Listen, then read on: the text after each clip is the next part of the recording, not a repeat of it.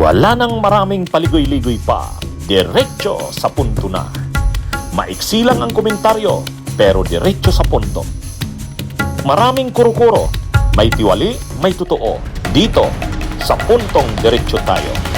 Punto, diretso.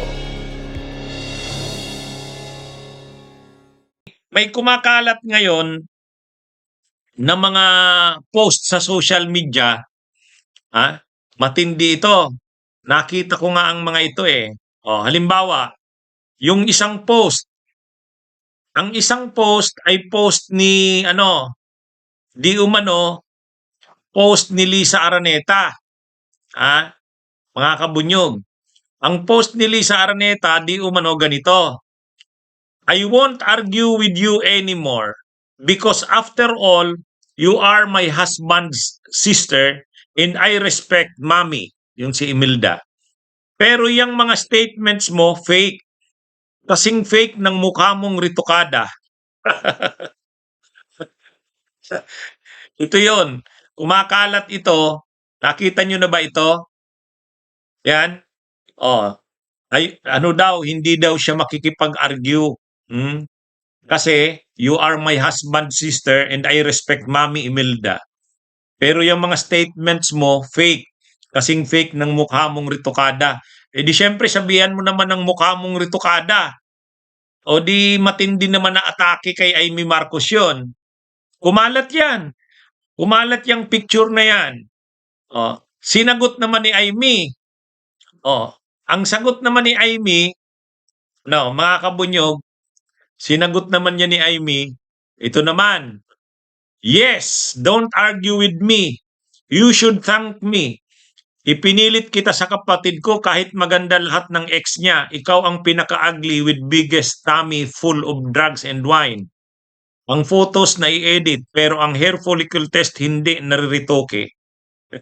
Yan naman yung statement ni Amy. Kumalat din yan. Kumalat din ito. Nakita nyo na ba yan? Sige, tingnan nyo to. Yan. Kaya lang, nag-release ng ipinost uli yan ni Lisa Araneta, linagyan ng caption ni Lisa Araneta, Marcos, sabi, Lisa Marcos. And speaking of fake news, welcome to entertainment, Pinoy style. Sabay may mga emojis siya na tumatawa. So, ibig sabihin, yung kumalat na yon na sinabi di umano ni Lisa Araneta na yung mga statements mo fake, kasing fake ng mukha mong ritokada, fake news daw yon, sabi ni Lisa Araneta. Tapos si Amy Marcos din, nag-post din. Doon naman sa kumalat na sinabi niyang ikaw ang pinaka-ugly with biggest tummy full of drugs and wine, ang photos na i-edit pero ang hair follicle test hindi nariritoke. Nag-post din si Senator Amy Marcos sa kanyang Facebook page, I did not post this. Thanks. So, nagdidinayan sila ngayon. Nagdidinayan sila. Anyway, pwede naman talagang fake news yun. Pwede namang fake news yung na yun. Kaya lang, syempre, nagiging subject sila ng mga ngayon sa social media. Nagiging usap-usapan tong na to. Sigurado, kinukontrol lang ni Lisa Araneta ang niya. Matindi na dapat ang reaksyon niya dyan sa ginawa na yan ni Amy. Ano na yan? Alam naman natin si Lisa Araneta. Kaya lang syempre, ayaw niya ng patulan, ayaw niya ng lumaki. Kaya lang, kumalat ito eh. Kumalat itong mga post na to ay dahil nga medyo matitindi ang laman ng mga post na to. Yun, kumalat siya, nag-trending, grabe, viral. Pero sa bandang huli, binabawi ni Lisa Araneta, hindi niya daw post, fake news daw 'yon. Sabi rin naman ni Amy, hindi niya rin daw post 'yon. Kaya lang siguro kahit na hindi nila post 'yon, sa totoo lang, ganun yata ang gusto nilang i-post. Sa totoo lang, ganun ang gusto nilang i-post. Yung init nila sa isa't isa, mainit ang dugo ni Amy kay Lisa Araneta, alam naman natin yan. Eh di syempre si Lisa Araneta ganun din. Kaya yung post na yun, hindi kanila. Oh. Pero sa totoo lang, ganun talaga ang gusto nilang i-post. Kaya lang, pag ganun yung post kasi nila, lalabas, masyado na silang cheap. Magpapakababa na silang masyado. Pero, yun yung nararamdaman nila sa isa't isa eh. Sigurado tayo dyan.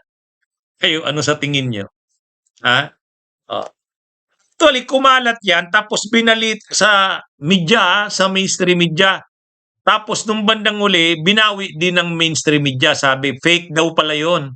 Yung mga kumalat daw pala na yon ay fake. Kaya lang, shinare na ng mga netizens. Kumalat na ng kumalat yon kasi nga, naiintriga ang mga netizens lalo na dito sa away nilang ito. Pero, sa ngayon, alam naman natin na siyempre masama, hindi lang masama, sobra ang sama ng loob ni nila Lisa Araneta sa ginawa na yun ni Amy. Sabi nga ni si Claire Castro, ang reaction daw ng presidente, siyempre daw, sobrang disappointed. Oh.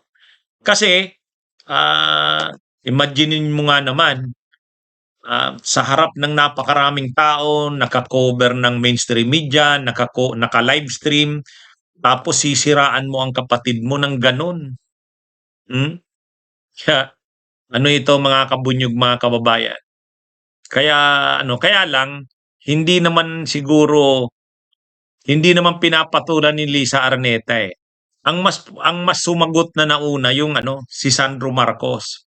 Kasi binanggit din kasi si Sandro Marcos doon sa speech ni Amy. Sabi ni Amy, pati daw yung anak na involved na rin sa drugs. Kaya sumagot si Sandro Marcos. Bunyog, bunyog, halikan na kasama ka. Bunyog, kapag buklod ay may pag-asa. Luzon, Visayas, Mindanao, isa ang pananaw. Sa bagong Pilipinas ang bunyog isisigaw. Bunyog,